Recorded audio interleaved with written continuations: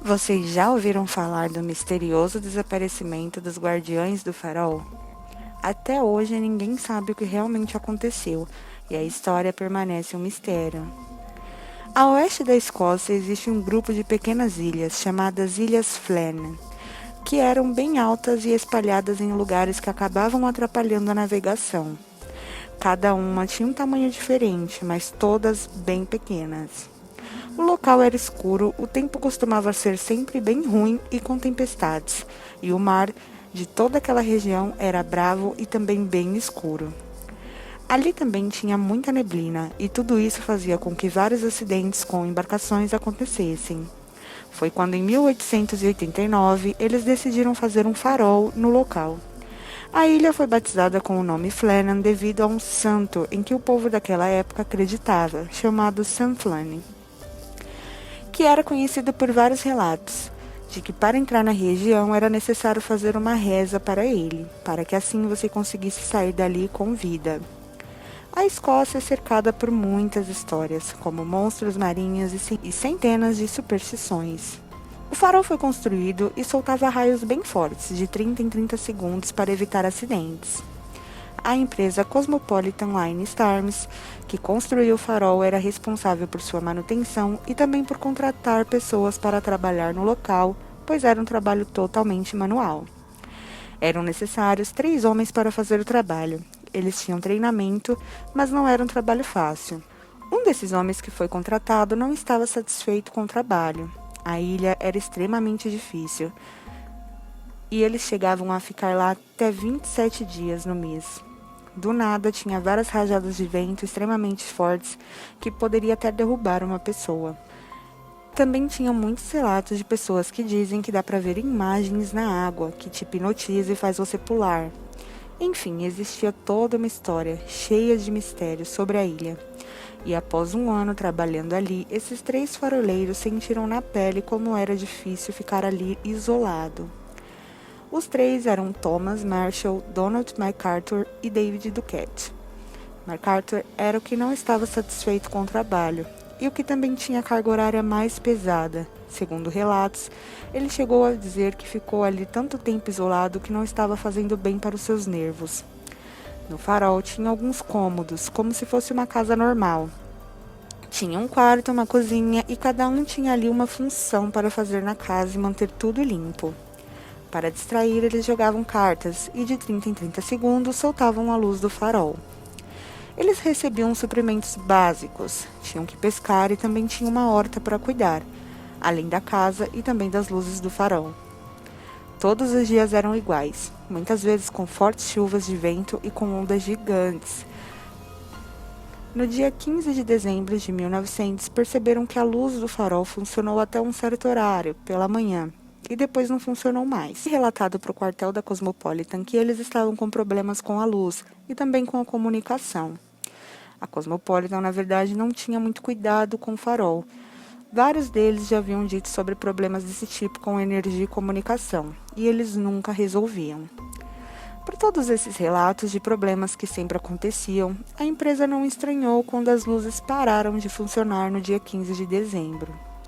Segundo pessoas que moram próximos dali e que conseguem ver a ilha, nem que seja por um binóculo, por exemplo, foi possível ver a movimentação humana ainda no dia 20 de dezembro, e também um pequeno feixe de luz.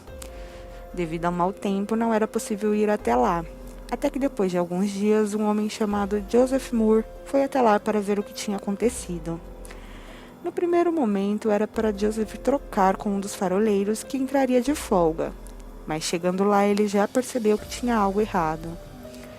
Sempre que iria acontecer essa troca de faroleiros, estava sempre tudo arrumado para que conseguissem atracar para fazer a troca, e Joseph logo viu que dessa vez não tinha nada. Com muita dificuldade, ele consegue sair do bote e começa a chamar pelo nome dos 3, mas ninguém responde. Ele vai até a casa e percebe que as portas estão fechadas, com barricadas, o que era bem estranho, pois indicavam que eles estavam fugindo de algo para travar as portas daquele jeito.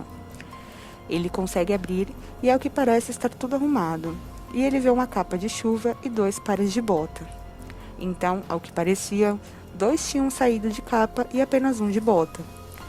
o que era bem estranho. E o relógio da cozinha estava parado. Os quartos também estavam arrumados e parecia que não tinha uso há muito tempo. Uma das cadeiras estava virada e havia também cartas de baralho sobre a mesa. Moore, sem saber, acabaria sendo uma peça-chave nesse caso, já que depois dele ninguém mais investigou o local. Ele percebeu também que as tempestades tinham destruído a casa de barcos. Estava tudo jogado e também havia goteiras na casa. Moore então achou o diário, onde eles anotavam tudo o que acontecia no trabalho. E até o dia 15 estava tudo normal. E anotado que eles só usaram a luz do farol até as 9 da manhã daquele dia, pois o tempo estava bom e tinha luz suficiente para a navegação. Tinham como suposta data do desaparecimento o dia 15, mas não dá para saber a data exata em que eles sumiram, pois havia relatos de movimentação por ali no dia 20, lembram? Joseph procurou muito por eles e por uma resposta do que poderia ter acontecido. Então a Cosmopolitan Lines Times fez um relatório com tudo o que Joseph contou. E logo os jornais já começaram a divulgar o desaparecimento dos 3 faroleiros. Logo isso tudo se espalhou, e muita gente comentava que a ilha era amaldiçoada, uma vez em que um faroleiro já havia morrido ali, devido a uma queda por uma forte rajada de vento. E também um barco com 4 pessoas havia virado ali perto, e todos morreram. O fato é que, desses outros 2 casos, encontraram os corpos e sabiam o que tinha acontecido. E já dos 3, ninguém sabia nada e não havia corpo e nem nada que pudesse indicar o que poderia ter acontecido.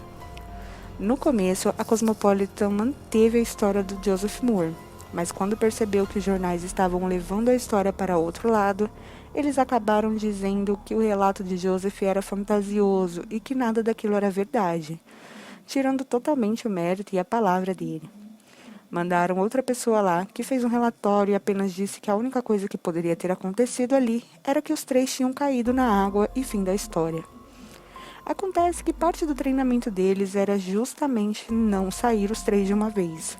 Sempre um tinha que ficar. Então essa história acabou deixando as pessoas ainda mais cheias de teorias, inclusive as famílias dos 3. A Cosmopolitan com certeza achou um jeito de calar a todos e simplesmente fecharam o caso. Eles inclusive acusaram MacArthur de ter surtado e ter matado os companheiros, já que ele já tinha reclamado e não queria mais trabalhar ali. E também já tinha acontecido casos assim. Mas isso nunca foi provado e também ninguém acreditava nessa possibilidade. O problema maior é que a própria empresa investigou tudo, ou seja, eles mesmos investigaram, o que deixa tudo ainda mais difícil, pois eles podem ter inventado qualquer coisa. Depois de tudo isso, outros 3 faroleiros começaram a trabalhar ali, e eles relataram vários acontecimentos estranhos. Ouviam vozes gritando os nomes dos 3 faroleiros que sumiu, ventos extremamente fortes, e eles tinham muito medo de ficar ali. Mas tudo isso também eram histórias, assim como sempre teve tantas outras sobre a ilha. O farol funcionou até 1971, quando tudo foi automatizado e já não precisava mais de pessoas ali fazendo trabalho manual. E aí, pessoal, o que vocês acham que aconteceu com esses 3 trabalhadores, hein? Deixe aqui nos comentários o que vocês acham e a sua opinião, tá bom? Assistam os outros casos do canal, um beijo e até o próximo vídeo.